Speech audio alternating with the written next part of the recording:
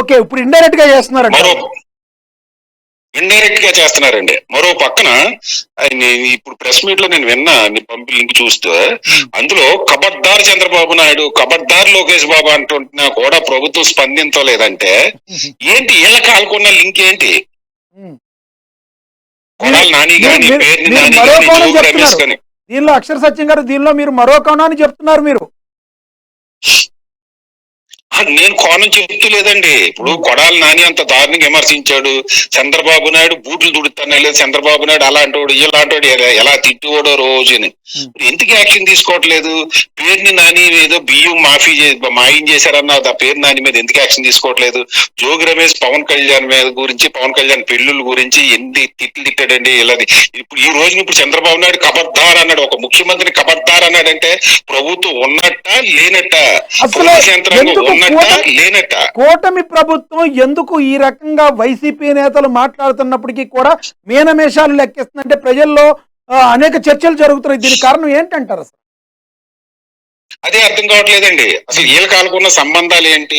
మెతకతనమా? లేదా చంద్రబాబు నాయుడు గారు ఒకప్పుడు వ్యవస్థల్ని పరిగెట్టించేవాడు అనేవారు. ఇవాళ వ్యవస్థల మీద చంద్రబాబు నాయుడు గారు కంట్రోల్ తప్పిందా? హ్మ్. లేదా వైసీపీ మీద అభిమానంతో కంట్రోల్ తప్పినట్టు నటిస్తున్నారా?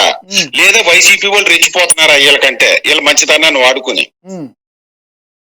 ఇప్పుడు లిక్కర్ స్కాము ఆ కాన్స్టిట్యున్సీలో అతను పెద్దిరెడ్డి గారు అనుచరుడు అన్నారు ముందు. మరి పెద్దిరెడ్డి గారు అనుచరుని మీరు ఎలా పార్టీలో తీసుకున్నారండి? మీకు తెలియదా? మీది చిత్తూరు జిల్లా కదా? హ్మ్. ఎమ్మెల్యే సీట్ ఎట్లాగిచ్చారండి? పోనీ ఇచ్చారు, ఏదో అయిపోయింది. 16 నెలల నుంచి ఇప్పుడు చేస్తుంటే అక్కడ వైసీపీ ఎమ్మెల్యే, ఎంపీ, ప్రభుత్వాలకు ఎవరికీ తెలియదా లిక్కర్ స్కామ్ నడుస్తుంటే? హ్మ్. ఏం చేస్తున్నాయండి? వ్యవస్థలో పట్టుకుని కేసు పెడుతుంటే ఈ రోజు కేసునేని చిన్నా గారి మీద కూడా ఆరోపణలు వచ్చినాయిగా. హ్మ్. ఇది వీళ్ళ కాళ్ళకి ఏదో సంబంధాలు ఉన్నాయని, జనార్దన్ రావు గారి కాళ్ళకి ఏదో ఉన్నాయని, మరి వాళ్ళ మీద ఎందుకు యాక్షన్ తీసుకోవట్లే? హ్మ్. ఆయన ఎవరో కొలుకులపూడి శ్రీనివాసరావు గారు కేసినేని సిన్హా గారికి ఏదో డబ్బులు ఇచ్చానా 5 కోట్లు అన్నారు. మరి వాటి మీద విచారణ ఏదని? వాటి మీద ఏం మాట్లాడతలేదే? హ్మ్. ఇదే చిరంజీవి గారు సీట్లు అమ్ముకున్నారని నిత్యం 24 గంటలు ప్రసారం చేసేవారు కదా. మరి చిరంజీవి గారి పార్టీకి, చిరంజీవి గారికి ఒక న్యాయం అని, కేసినేని చిన్నా గారికి తెలుగుదేశం నాయకులకు ఒక న్యాయమునా? హ్మ్. మరో పక్కన వైసీపీ మిమ్మల్ని కబద్దారు చంద్రబాబు నాయుడు గారు, కబద్దారు లోకేష్ బాబు అన్న వాళ్ళు కూడా మీరు యాక్షన్ తీసుకోకపోతే ఇక సామాన్యుడి పరిస్థితి ఏంటండి? ఇదే విధంగా ఒకవేళ మెతక వైఖరి గన కూటమి ప్రభుత్వం వైసీపీ మీద ఉంటే రానున్న రోజుల్లో వైసీపీ మరింత పుంజుకుని రేపొద్దున కూటమికి ఎసరు పెట్టే అవకాశం ఉందంటారా? వచ్చే సార్వత్రిక ఎన్నికల్లో కూటమి ప్రభుత్వం యొక్క మెతకి వైఖరితనానికి ఇదొక గొడ్డలి పెట్టి అనుకోవచ్చా? ఖచ్చితంగానండి. ఇప్పుడు ఒక్క కారణంతో వైసీపీ పుంజుకోలేదండి. వైసీపీ పుంజుకుంటుంది, దాన్ని హ్మ్. మాత్రం గ్యారంటీగా ఒప్పుకోవాలి. ఎందుకు ఒప్పుకోవాలంటే దానికి కనీసం కూటమిలో ఉన్న నాయకులు తమ తప్పులు సరిదిద్దుకుంటారని. హ్మ్. ఒకటి తెలుగుదేశం పార్టీ ఒక మెతక వైఖరి, లేదా వ్యవస్థల్లో వైసీపీ నాయకులు, వైసీపీ సానుభూతి పరులు ఇంకా ఉన్నారా, లేదా తెలుగుదేశమే వాళ్ళకి అనుకూలంగా చేపిస్తుందో నాకు తెలియదు. కానీ మొత్తం మీద వైసీపీ వాళ్ళే పనులు జరుగుతున్నాయి, టీడీపీ వాళ్ళు పనులు జరుగుతున్నాయి, కానీ జనసేన వాళ్ళు పనులు జరగట్లే. మరో పక్కన క్రింద స్థాయి నుంచి జన సైనికుల్లోని, జనసేన కార్యకర్తలోని నైరాశ్యం, నిరాశ పెరిగిపోయినాయండి.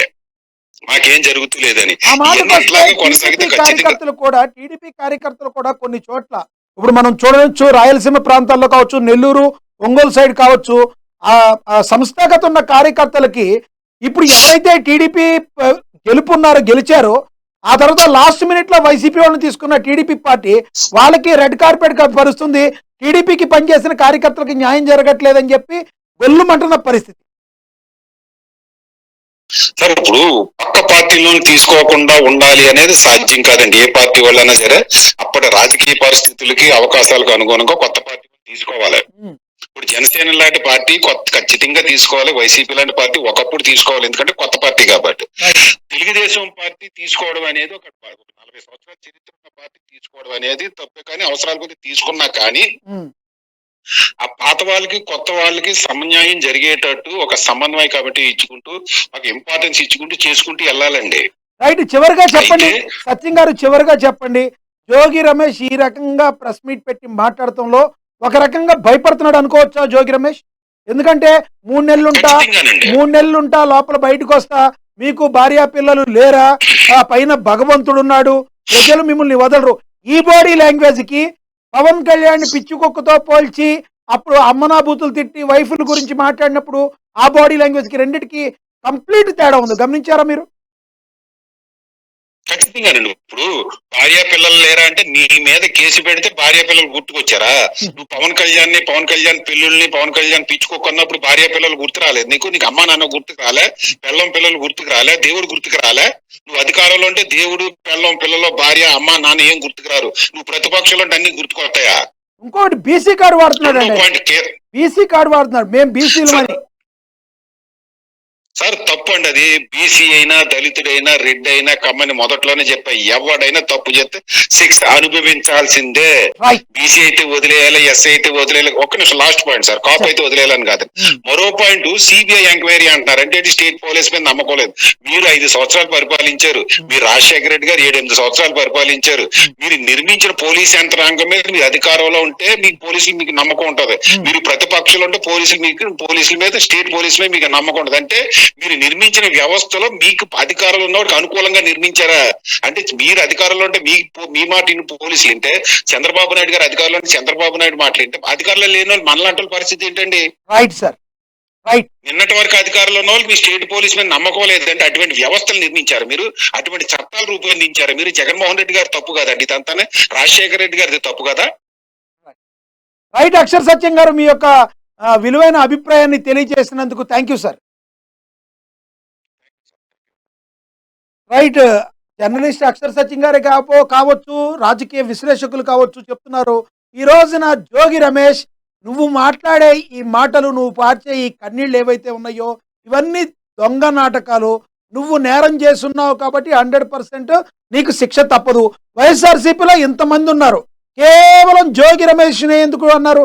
ఎస్, కొడాలి నాని గారు గతంలో తిట్టారు, రోజా గారు తిట్టారు, రకరకాలు. కానీ ఈ లిక్కర్ స్కామ్ కి సంబంధించి మీ పేరే ఎందుకు బయటకు వచ్చింది అంటే సంథింగ్ ఈజ్ దేర్ అని చెప్పి మరి అందరూ కూడా అంటున్నారు, ప్రజలు కూడా బలంగా నమ్ముతున్నారు. మరి చూడాలి జోగి రమేష్ గారి పరిస్థితి ఏంటనేది. కానీ దాదాపుగా ఒక అభిప్రాయానికి అయితే ప్రజలు కూడా వచ్చేసారు. మరి జోగి రమేష్ గారు ఈ లిక్కర్ స్కామ్ లో ఆయనకి వాటా ఉండే ఉంటుంది, ఆయన అరెస్ట్ అవటం ఖాయమని చెప్పి అయితే మరి మాట్లాడుకున్న పరిస్థితి. మరి మీరైతే ఏమంటారో కింద కమెంట్ బాక్స్ రూపంలో